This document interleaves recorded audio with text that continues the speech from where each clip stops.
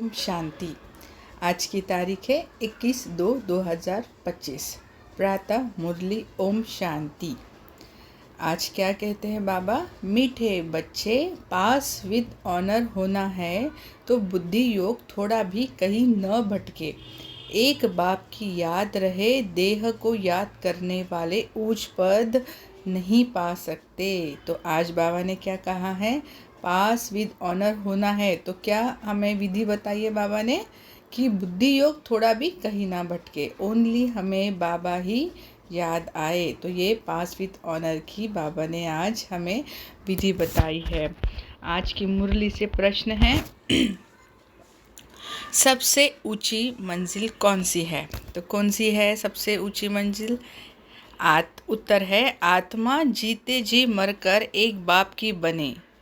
Second, और कोई याद न आए। देखिए बाबा अभी एक एक करके हमें बता रहे कि कौन कौन सी बाबा ने ऊंची मंजिल बताई है। तो पहले हमने क्या देखा? आत्मा जीते जी मरकर एक बाप की बने और कोई याद न आए, देह अभिमान बिल्कुल छूट जाए, यही है ऊंची मंजिल। और फिर बाबा कहते हैं निरंतर देही अभिमानी अवस्था बन जाए। तो देखिए आज की उत्तर से हमें 4 पॉइंट्स मिले हैं कि ऊंची मंजिल कौन कौन सी हो सकती है। कि जैसे आत्मा जीते जी मरकर एक बाप की बने, ये हमारी ऊंची मंजिल हो सकती है। और हमें कोई भी याद ना आए, सिर्फ बाबा याद आए, ये हो गई सेकंड। फिर थर्ड, देह अभिमान बिल्कुल छूट जाए, मतलब हम देह भान से बिल्कुल मुक्त हो जाए और निरंतर देही अभिमानी अवस्था बन जाए। तो हम आत्मिक स्वरूप में खुद भी आत्मा और दूसरों को भी आत्मा देखने का हमारा स्टेज बन जाए। तो ये कौन सी मंजिलें हैं? सबसे ऊंची मंजिलें। आज की मुरली में गीत बजा है तू प्यार का सागर है। हमारे बाबा है ना, प्यार के सागर, आनंद के सागर। तो कहते हैं ना कि तू प्यार का सागर है। अभी हम एक बूंद के प्यासे हैं क्या? नहीं ना, पूरा प्यार का सागर हमारा बन चुका है। बहुत सुंदर गीत है आज का। ओम शांति। अब यह गीत भी रॉन्ग है ना? तो बाबा क्या कहते हैं? यह गीत रॉन्ग है। क्यों रॉन्ग है भाई? क्योंकि हम एक बोलते ना कि तू प्यार का सागर है, तेरी एक बूंद के प्यासे है। अभी हम एक बूंद के प्यासे है क्या? नहीं, क्योंकि पूरा सागर हमारा बन गया है। इसलिए बाबा कहते हैं यह गीत रॉन्ग है। प्यार के बदले होना चाहिए ज्ञान का सागर। प्यार का कोई लोटा नहीं होता, लोटा गंगा जल आदि का होता है। तो यह है भक्ति मार्ग की महिमा। यह है रॉन्ग और वह है राइट। तो बाबा ने आज थोड़ा अलग बताया कि बाबा क्या कहते हैं कि प्यार के बदले ज्ञान का सागर होना चाहिए। तो जैसे ज्ञान का सागर तो है ही हमारे बाबा, है ना, वो जो हमें ज्ञान देते हैं। तो आज बाबा ने थोड़ा अलग रीति हमें बताया कि क्यों ये रॉन्ग है ये गीत, कि इसको प्यार के बदले क्या होना चाहिए? ज्ञान का सागर, है ना। तो बाबा आज ये थोड़ा अलग पॉइंट बता रहे। तो बाबा कहते कि यह है रॉन्ग और वह है राइट। बाप पहले पहले तो ज्ञान का सागर है। तो बाबा क्या कहते हैं? मैं प्यार के सागर से भी पहले ज्ञान का सागर हूँ। बच्चों में थोड़ा भी ज्ञान है तो बहुत उच्च पद प्राप्त करते हैं। बच्चे जानते हैं कि अब इस समय हम बरोबर चैतन्य दिलवाड़ा मंदिर के भांति है। वह है जड़ दिलवाड़ा मंदिर और यह है चैतन्य दिलवाड़ा मंदिर। यह भी वंडर है ना, जहाँ जड़ यादगार है वहाँ तुम चैतन्य आकर बैठे हो। परंतु मनुष्य कुछ समझते थोड़ी है, आगे चलकर समझेंगे कि बरोबर यह गॉड फादरली यूनिवर्सिटी है। तो कौन सी है हमारी यूनिवर्सिटी? God fatherly university. यहाँ भगवान पढ़ाते हैं। तो कौन है हमारी यूनिवर्सिटी का प्रिंसिपल? शिव बाबा। इससे बड़ी यूनिवर्सिटी और कोई हो ना सके। और यह भी समझेंगे कि यह तो बरोबर चैतन्य दिलवाड़ा मंदिर है। यह दिलवाड़ा मंदिर तुम्हारा एक्यूरेट यादगार है। तो सबने देखा है ना दिलवाड़ा मंदिर, वहाँ पे हमारा देवी देवताओं का चित्र ये सब दिखाते हैं। तो बाबा कहते हैं कि तुम्हारा वो एक्यूरेट यादगार है। ऊपर छत में सूर्यवंशी चंद्रवंशी है, नीचे आदि देव आदि देवी और बच्चे बेटे हैं, इनका नाम है ब्रह्मा। फिर सरस्वती है, ब्रह्मा की बेटी। प्रजापिता ब्रह्मा है तो ज़रूर गोप गोपियाँ भी होंगे ना। वह है जड़ चित्र जो पास्ट होकर गए हैं, उन्हों के फिर चित्र बने हुए हैं। कोई मरता है तो झट उनका चित्र बना देते हैं। उनकी पोजीशन बायोग्राफी का तो पता है नहीं, एक्यूपेशन नहीं लिखे तो वह चित्र कोई काम का नहीं न रहे। मालूम पड़ता है फलाने ने यह कर्तव्य किया है। अब यह जो देवताओं के मंदिर है उन्हों के ऑक्यूपेशन बायोग्राफी का किसको पता नहीं है, है ना। पता है क्या, कोई भी हम जैसे ज्ञान भक्ति मार्ग में लोग जाते हैं तो कोई उस भगवान का ऑक्यूपेशन नहीं जानते कि हाँ ये कहाँ से आए, ये कहाँ से बने हैं, ऐसे देवी देवता कहाँ से बने हैं, कैसे इनको ये देवता पद प्राप्त हुआ। भक्ति मार्ग में कैसे हम जो हमारी चली आती है परंपरा, हम उसी परंपरा से चलते हैं। पर हम ज्ञान मार्ग में ऐसा नहीं है ना, हम पूरा विधिवत उसको जानते हैं। बाबा हम हमें पूरा ज्ञान बताते हैं उस चीज़ का। तो बाबा कहते हैं कि किसको भी पता नहीं है, ऊँचते उस शिव बाबा को कोई भी नहीं जानते हैं। इस समय तुम बच्चे सबकी बायोग्राफी को जानते हो। अभी हम जान गए ना कि लक्ष्मी नारायण कैसे बने, राम सीता कैसे बने, कृष्ण कैसे बने, ये पूरी बायोग्राफी देवी देवताओं की अभी हम जान चुके हैं।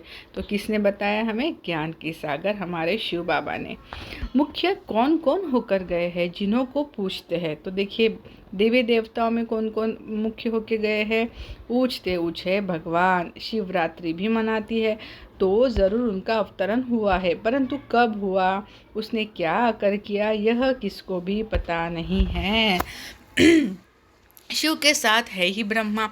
आदि देव और आदि देवी कौन हैं? उन्हों को इतनी भुजाएं क्यों दी है? क्योंकि वृद्धि तो होती है ना। प्रजापिता ब्रह्मा से कितनी वृद्धि होती है। ब्रह्मा के लिए कहते हैं 100 भुजाएं, 1000 भुजाओं वाला। विष्णु व शंकर के लिए इतनी भुजाएं नहीं कहेंगे। ब्रह्मा के लिए क्यों कहते हैं? तो भाई क्यों कहते हैं ब्रह्मा के लिए कि 100 भुजाएं है, 1000 भुजाएं है? तो देखिए बाबा क्या कहते हैं, यह प्रजापिता ब्रह्मा की ही सारी वंशावली है। तो हम जो है वो किनकी वंशावली है? ब्रह्मा बाप की। इसलिए उनको कितने सारे बच्चे बनते हैं बाबा के, है ना। तो हम उनके सारे राइट हैंड है ना, तो इसलिए उनकी ही हम वंशावली है। यह कोई बाहों की बात नहीं है। वह भल कहते हैं 1000 भुजाओं वाला ब्रह्मा, परंतु अर्थ थोड़ी समझते हैं। अब तुम प्रैक्टिकल में देखो ब्रह्मा की कितनी भुजाएं है। यह है बेहद की भुजाएं।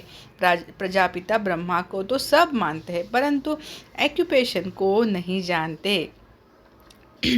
आत्मा की तो बाहें नहीं होती है ना। बाहें होती है कि आत्मा की ना शरीर होता है ना बाहें, ना कुछ होता है, वो तो हमारे शरीर से देखती है। तो बाहें शरीर की होती है। इतने करोड़ ब्रदर्स है तो उन्हों की भुजाएं कितनी हुई। परंतु पहले जब कोई पूरी रीति ज्ञान को समझ जाए तब बाद में यह बातें सुनानी हैं।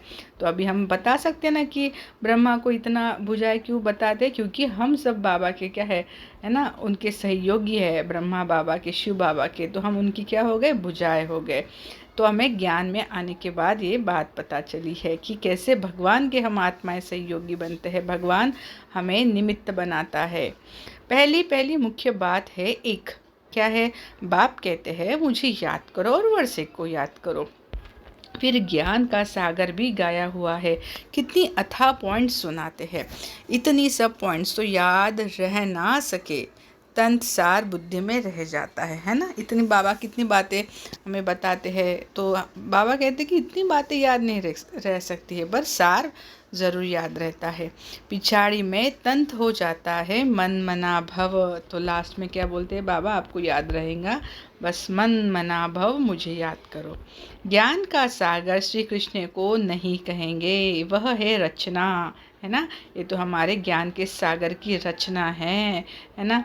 जिसकी रचना इतनी सुंदर, वो कितना सुंदर होगा। तो जिसकी रचना श्री कृष्ण कितने सुंदर है, तो जिसकी रचना ही इतनी सुंदर है तो वो कितना सुंदर होगा, है ना। तो चलिए, रचता एक ही बाप है, बाप ही सबको वर्षा देंगे, घर ले जाएंगे। बाप का तथा आत्माओं का घर है ही साइलेंस होम। विष्णुपुरी को बाप का घर नहीं कहेंगे, घर है मूल वतन जहाँ आत्माएं रहती है। क्यों विष्णुपुरी को बाप का घर नहीं कर सकते? क्योंकि बाबा तो सतयुग में आते ही नहीं हैं। वो मूल वतन शांति धाम तक ही रहते हैं। कल की मुरली में था ना, बस मैं वहीं तक आपके साथ हूँ। तो बाबा आगे बोल रहे हैं, जहाँ आत्माएं रहती है यह सब बातें सेंसिबल बच्चे ही धारण कर सकते हैं। इतना सारा ज्ञान कोई की बुद्धि में याद रह न सके, न इतने कागज लिख सकते हैं। यह मुरलिया भी सबकी सब इकट्ठी करते जाए तो इस सारे हॉल से भी जास्ती हो जाए। तो बाबा ने कितना सारा, ज्ञान के सागर ने हमें कितना ज्ञान दिया है। तो बाबा कहते कि ये सब सारी अगर मुरलिया भी इकट्ठी की ना तो यह हॉल भी कम पड़ जाए।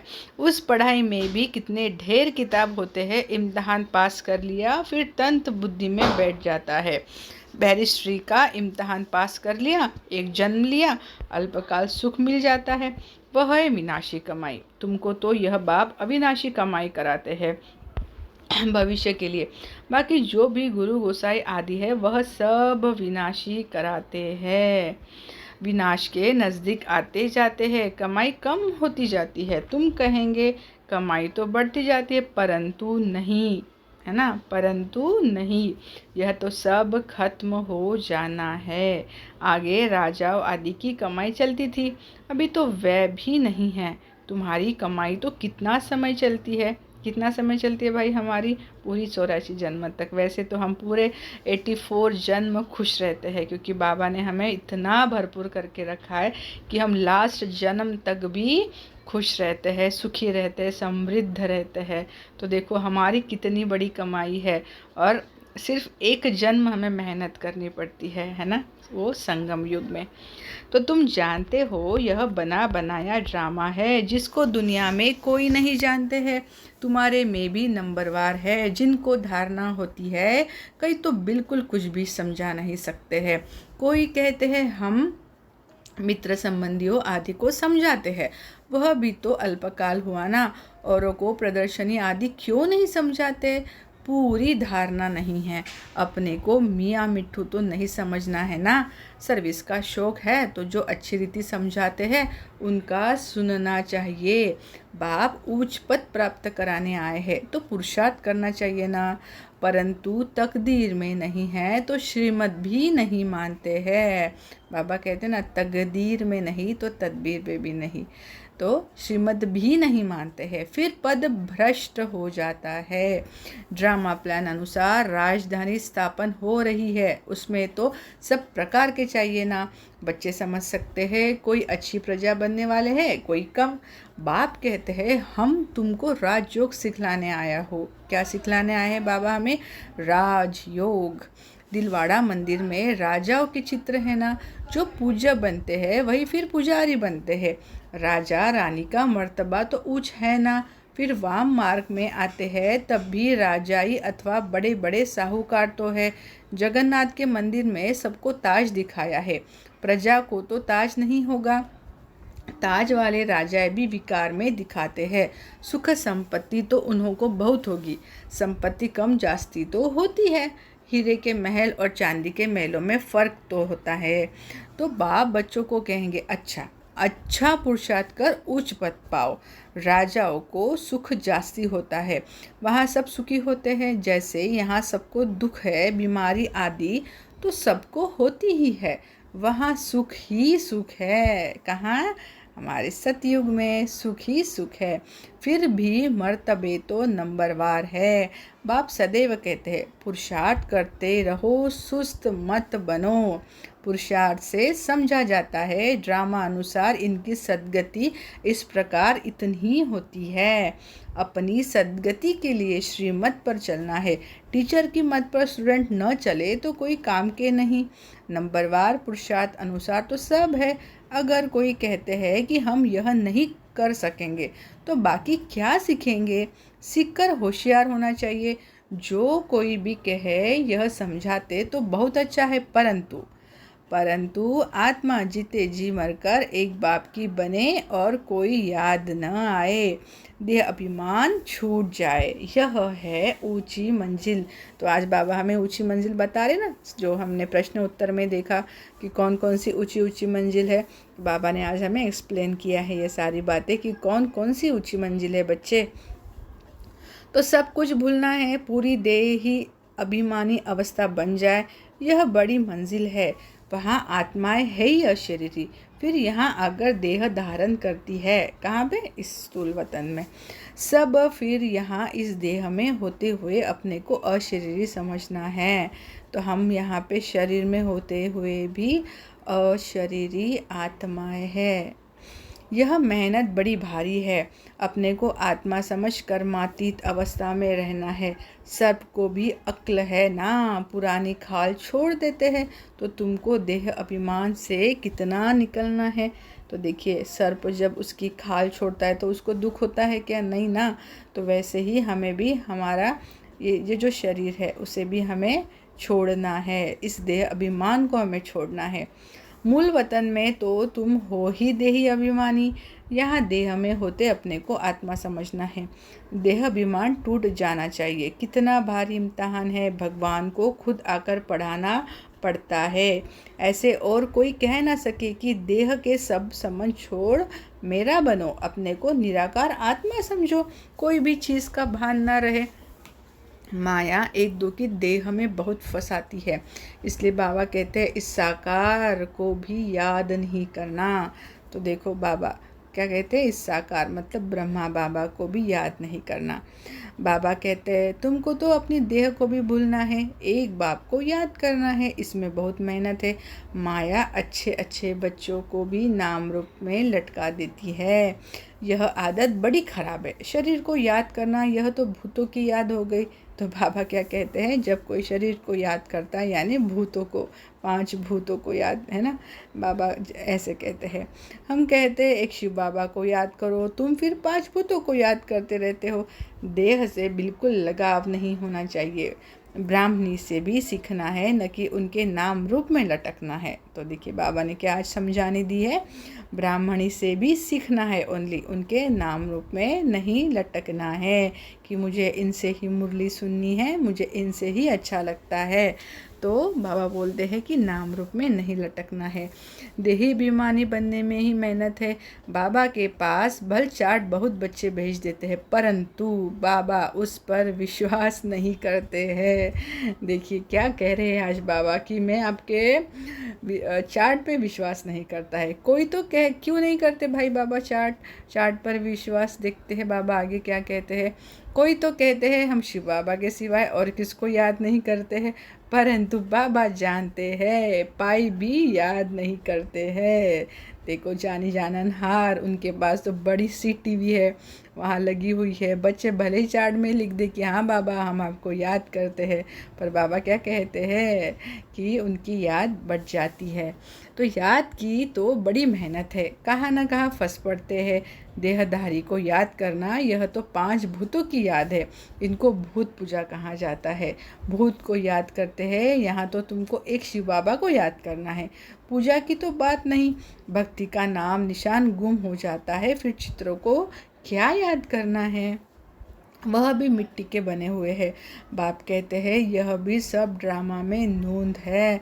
अब फिर तुमको पुजारी से पूज्य बनाता हूँ। कोई भी शरीर को याद नहीं करना है सिवाय एक बाप के। आत्मा जब पावन बन जाएंगी तो फिर शरीर भी पावन बनेगा, पावन मिलेगा। मतलब हमारी आत्मा जब पूरे सोने की जैसे, गोल्ड की जैसे बन जाएंगी तो हमें हमारा शरीर जो है ना वो भी कैसे एकदम पावन मिलेगा, सत्य युग में मिलेगा, सत्य की दुनिया में, गोल्डन एज में हम जाएंगे। पर कब? जब हमारी आत्मा गोल्ड बनेगी। तो उसके लिए शरीर भी वैसे ही गोल्डन एज का ही चाहिए।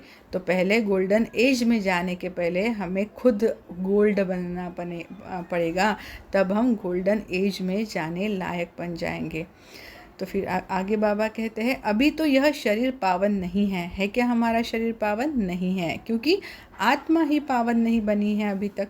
पहले आत्मा जब सतो प्रधान से सतो रजो तमो में आती है तो शरीर भी उस अनुसार मिलता है। अभी तुम्हारी आत्मा पावन बनती जाएगी, लेकिन शरीर अभी पावन नहीं होगा।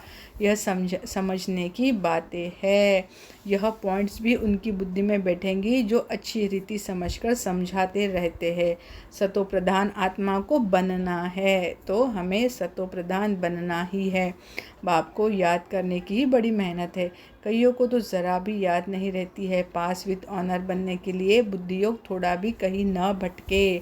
देखिए बाबा ने क्या बताया कि अगर पास विद ऑनर होना है तो हमारा बुद्धि योग थोड़ा भी कभी भी कहीं भी भटकना नहीं चाहिए, एक बाप की ही याद में रहे।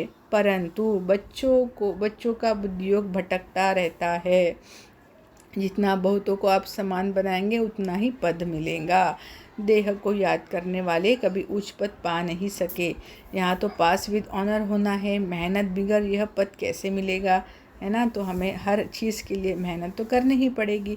देह को याद करने वाले कोई पुरुषार्थ नहीं कर सकते। देखो बाबा ने आज क्लियर कट कहा है कि देह को याद करने वाले पुरुषार्थ कर ही नहीं सकते हैं। बाप कहते हैं पुरुषार्थ करने वालों को फॉलो करो, यह भी पुरुषार्थी है ना। कौन? ब्रह्मा बाबा। यह बड़ा विचित्र ज्ञान है, दुनिया में किसको भी पता नहीं है, किसकी भी बुद्धि में नहीं बैठेगा कि आत्मा की चेंज कैसी होती है। तो कैसे हमारी तमो प्रधान आत्मा सतो प्रधान होती है, ये किसको भी नहीं पता है। यह सारी गुप्त मेहनत है ना। हम जो है वो गुप्त मेहनत कर रहे हैं, अंदर ही अंदर हमें हमारी आत्मा को सतो प्रधान बना रहे हैं। बाबा भी गुप्त है। तुम राजाई कैसे प्राप्त करते हो? लड़ाई झगड़ा कुछ भी नहीं है, ज्ञान और योग की ही बात है। हम कोई से लड़ते नहीं हैं। यह तो आत्मा को पवित्र बनाने के लिए मेहनत करनी है। आत्मा जैसे जैसे पतित बनती जाती है तो शरीर भी पतित लेती है, फिर आत्मा को पावन बनकर जाना है। बहुत मेहनत है, बाबा समझ सकते हैं कौन कौन पुरुषार्थ करते हैं। यह है शिव बाबा का भंडारा। शिव बाबा के भंडारे में तुम सर्विस करते हो। सर्विस नहीं करेंगे तो पैसे का पद जाकर पाएंगे। बाप के पास सर्विस के लिए आए और सर्विस नहीं की तो क्या पद मिलेगा। यह राजधानी स्थापन हो रही है, इसमें नौकर चाकर आदि सब बनेंगे ना। अभी तुम रावण पर जीत पाते हो, बाकी और कोई लड़ाई नहीं है। यह समझाया जाता है। कितनी गुप्त बात है। योग बल से विश्व की बादशाही तुम लेते हो। तुम जानते हो हम अपने शांति धाम के रहने वाले हैं। तुम बच्चों को बेहद का घर ही याद है। यहाँ हम पाठ बजाने आए हैं, फिर जाते हैं अपने घर, यानी कहा शांति धाम। आत्मा कैसे जाती है यह भी कोई समझते नहीं है। तो किसी को भी नहीं पता ना आत्मा कैसी आती है और जाती है, किसी को भी नहीं पता। ड्रामा प्लान अनुसार आत्माओं को आना ही है, तो ड्रामा का पक्का है कि आत्मा को आना और जाना है। अच्छा, मीठे मीठे सिकिलदे बच्चों प्रति माता पिता बाप दादा का याद प्यार और गुड मॉर्निंग। रूहानी बाप की रूहानी बच्चों को नमस्ते। हम रूहानी बच्चों की रूहानी माता पिता बाप दादा को याद प्यार, गुड मॉर्निंग और नमस्ते। शुक्रिया बाबा, शुक्रिया। धारणा के लिए मुख्य सार है, एक किसी भी देहधारी से लगाव नहीं रखना है। शरीर को याद करना भी भूतों को याद करना है, इसीलिए किसी के नाम रूप में नहीं लटकना है। अपनी देह को भी भूलना है। दूसरी पॉइंट है, भविष्य के लिए अविनाशी कमाई जमा करनी है। सेंसेबल बंद ज्ञान की पॉइंट्स को बुद्धि में धारण करना है। जो बाप ने समझाया है वह समझकर दूसरों को सुनाना है। आज का मीठा मीठा वरदान है, सभी अनुभव करेंगे। बाबा हमें आज का कैसे हमारे सिर पर बाप दादा का हाथ और बाबा हमें वरदान दे रहे हैं। कल्प कल्प के विजय की स्मृति के आधार पर माया दुश्मन का आह्वान करने वाले महावीर विजयी भव, महावीर विजयी भव। महावीर विजयी बच्चे पेपर को देखकर घबराते नहीं, क्योंकि त्रिकालदर्शी होने के कारण जानते हैं कि हम कल्प कल्प के विजयी है। महावीर कभी ऐसे नहीं कह सकते कि बाबा हमारे पास माया को न भेजो, कृपा करो, आशीर्वाद करो, शक्ति दो, क्या करूँ, कोई रास्ता दो। यह भी कमज़ोरी है। महावीर तो दुश्मन का आह्वान करते हैं कि आओ और हम विजयी बने हैं। आज का स्लोगन समय की सूचना है, समान बनो, संपन्न बनो। आज के अव्यक्त इशारे हैं कोई भी सिद्धि के लिए, एक तो एकांत, दूसरी एकाग्रता। कोई सिद्धि प्राप्त करने के लिए एकांत और एकाग्रता दोनों की विधि द्वारा सिद्धि को पाते हैं। जैसे आपके यादगार चित्रों द्वारा सिद्धि प्राप्त करने वालों की विशेष दो बातों की विधि अपनाते हैं, एकांतवासी और एकाग्रता। यही विधि आप भी साकार में अपनाओ। एकाग्रता कम होने के कारण ही दृढ़ निश्चय की कमी होती है। एकांतवासी कम होने के कारण ही साधारण संकल्प बीज को कमज़ोर बना देते हैं। इसलिए इस विधि द्वारा सिद्धि स्वरूप बनो। अच्छा, ओम शांति।